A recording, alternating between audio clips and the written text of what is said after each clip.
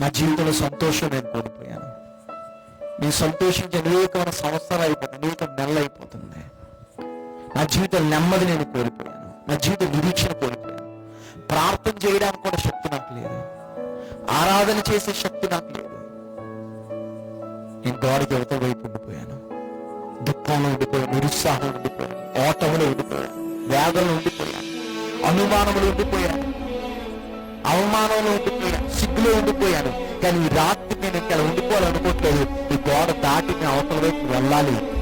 దేవుని యొక్క సహాయం నాకు కావాలి అన్నవారు మాత్రమే ఒకసారి మీరున్న చోట లేచినారండి.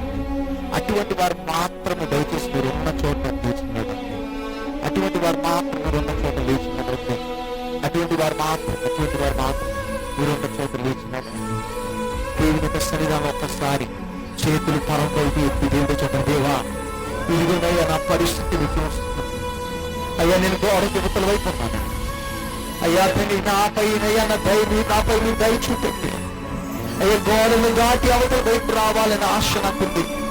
నా సహాయం, నా శక్తి సరిపోదు. నీ బలం వల్ల నేను ముందుకు వెళ్తానని నమ్ముతున్నానని ఒక్కసారి హృదయపూర్వక దినక్షణలో ఒక్కసారి ప్రార్థిద్దామండి. నీ చేతులు దేవుడు చూస్తున్నాడు.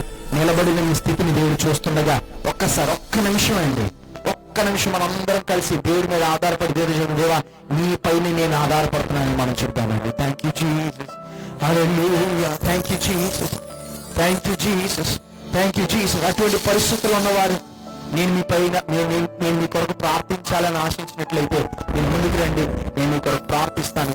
నేను మీ కొరకు ప్రార్థించాలని ఆశించినట్లయితే నేను ముందుకు రండి, మీ కొరకు ప్రార్థిస్తాను. మిగతా వారు జీవితాలు సమర్పించుకొని దేవుని యొక్క సహాయం